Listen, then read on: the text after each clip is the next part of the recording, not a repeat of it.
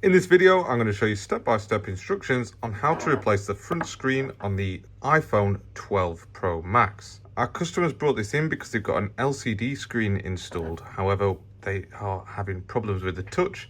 The colours on it aren't very good, and they just wanted a soft OLED screen installing, which of course we are happy to help with. We still will be going for an aftermarket screen. However, the difference between the LCDs and the OLED displays really is night and day. Starting off, I'm going to remove the two bottom screws from either side of the lightning connector, and then we can just pull them out with our fingers. They never usually come out with the magnet of the screwdriver. I'm not actually going to use any heat to get this screen off. Chances are it's not stuck down very well. Even still, I'm playing with the idea of not using the heat map to remove these screens, and I'll explain that as I'm doing it. But to start off, we're going to use a suction cup and attach it to the bottom third of the phone. We will also need a Dorco blade, well, half a Dorco blade, a plastic guitar pick, and a little bit of isopropyl alcohol.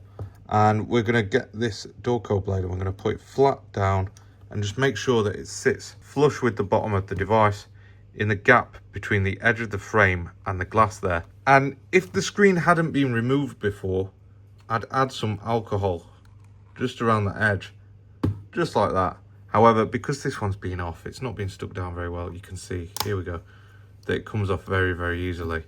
And I'm just lifting up a little bit with the suction cup, prying with the blade, and then all my purpose is here is to create a gap that's wide enough to stick this plastic guitar pick into, just like that. We can remove the blade then so that we're not damaging any of the internal components.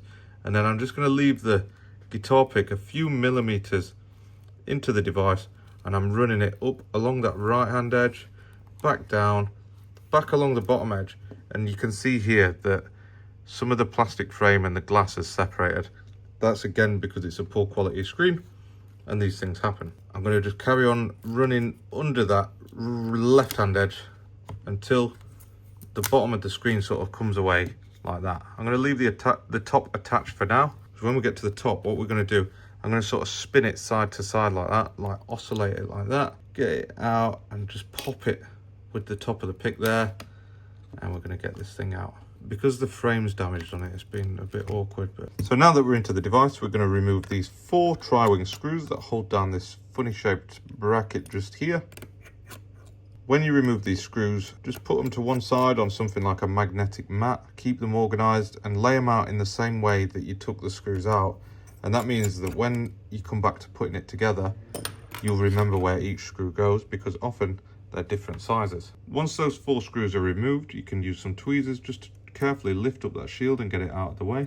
Then we're going to use a plastic spudger and we're going to get it under this connector first. This is for the battery, so we need to isolate power from the device. That means that the phone's turned off now, and now we can pop this connector just here. That's for the screen.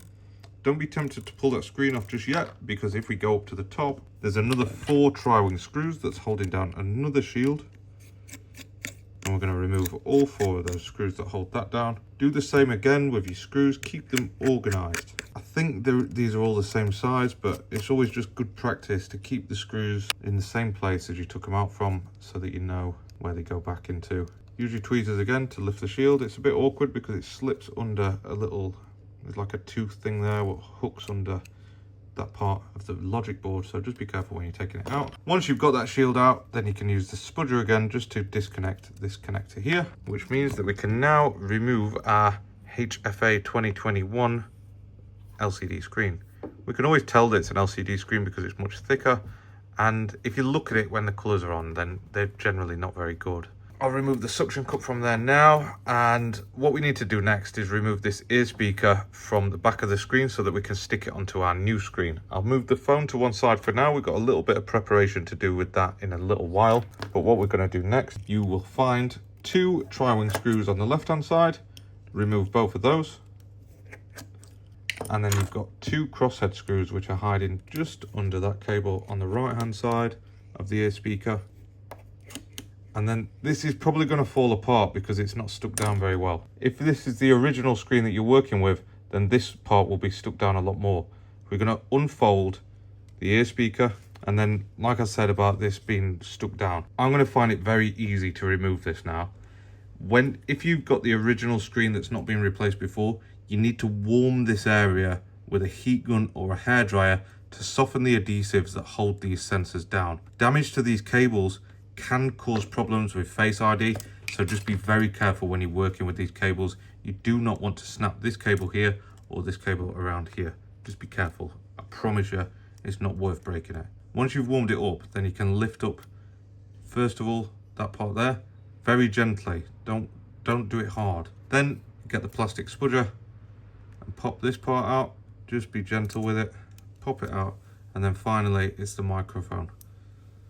It's just over this side, and it is actually stuck down a little bit in my case. I'm just going to go from the other side now. With it pried out, it's detached, so we can keep that to one side, and we're going to reinstall that onto the new screen in a minute. Before we do that, I'm going to get this all prepped up. Now, from what I'm looking at, it looks like the original seal was never removed from this one. That's the black stuff what's running along this along the edge, what's got all dust stuck to it now. I'm going to use one of these number 4A X-Acto blades, and I'm just going to very carefully scrape it along this edge to remove all of the adhesive, or as much of the adhesive as I possibly can. It's important obviously to be careful when you're working around the battery. This is a sharp metal tool.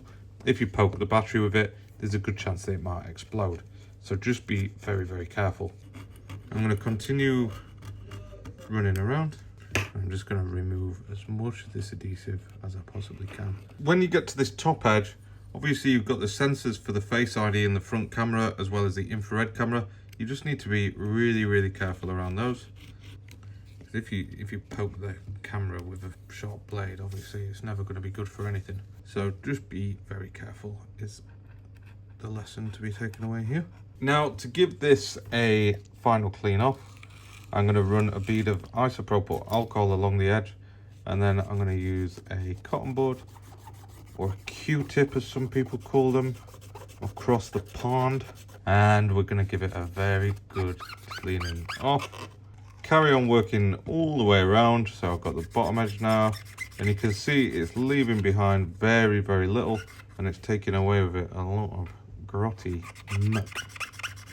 This is probably maybe the second grossest part of iPhone repair. The first bit being obviously cleaning out charging ports, because that's always filthy. And I mean, this top edge just never cleans up perfect.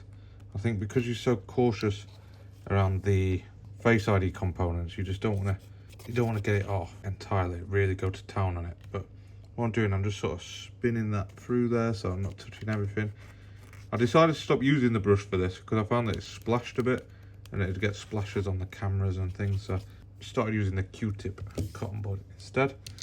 If that pops out, then just push it back in the center, and then this is pretty close to being ready for the new screen to be put on it. If you want, you can get a dusting off brush and just clean it up a little bit. Make sure that it looks nice. The screens that we're going to be using for this repair is a X07 soft OLED 12 Pro Max display, and it comes with the adhesive seal as well as obviously the screen. Now, these don't have a frame or anything on them, but these are ready to go. Apart from obviously the film needs to be removed from there and there. So let's get this screen dressed up, and then we'll put the seal on and we'll get it stuck down.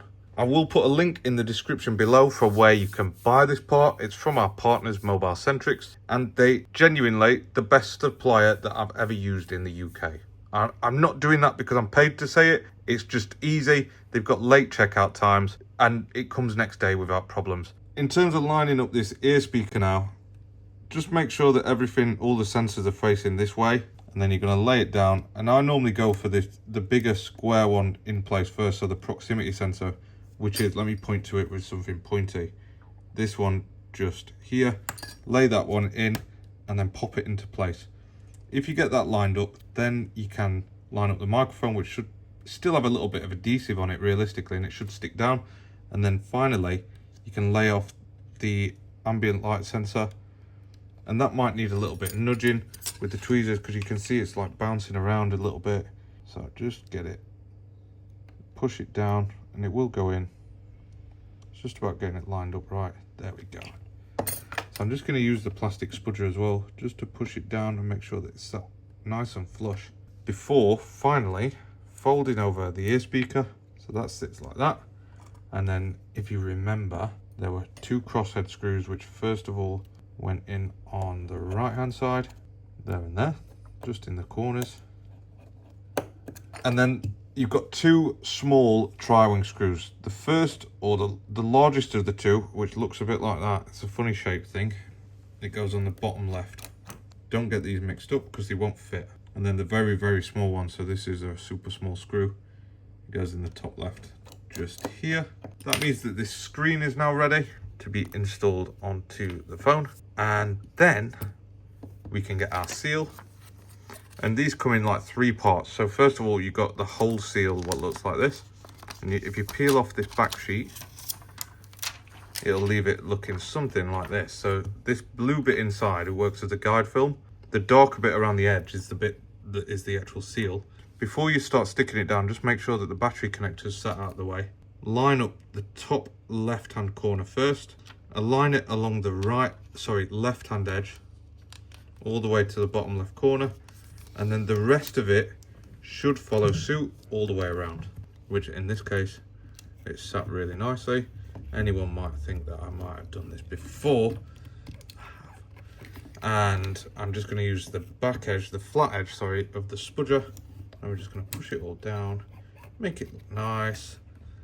And then, so this is the next part of this seal, is that the guide film, that can be removed now. And usually, in this case it didn't work perfectly.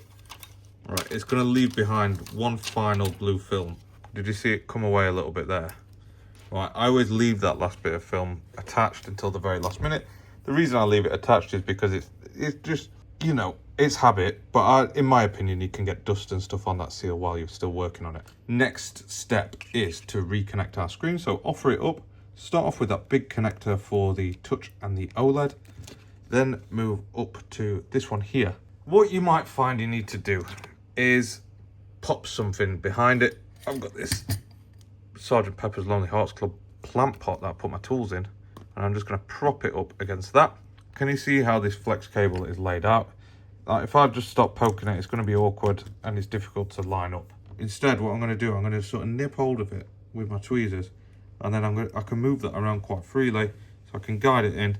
Once it's lined up, push it down, and that's it. Connected very, very easily.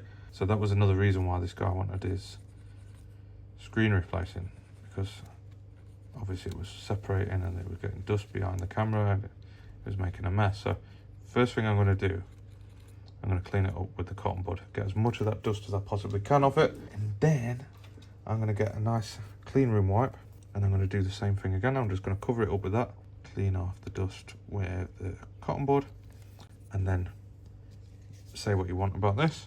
1 drop of alcohol, just like that, on a clean cotton bud, and I'm just going to mop up any muck, clean it up, do the same on there, tiny bit of alcohol on it, and the same on the infrared camera. Don't put acetone on it because it will ruin it. Finally, we'll stop putting these shields on. This first one, just make sure it hooks in that corner. It's awkward to sort of see it and explain it, but there's a little hook.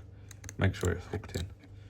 Then secure the 4 tri-wing screws that hold it down. Nice and easy. Just make sure they all go back. And it's starting to come together now.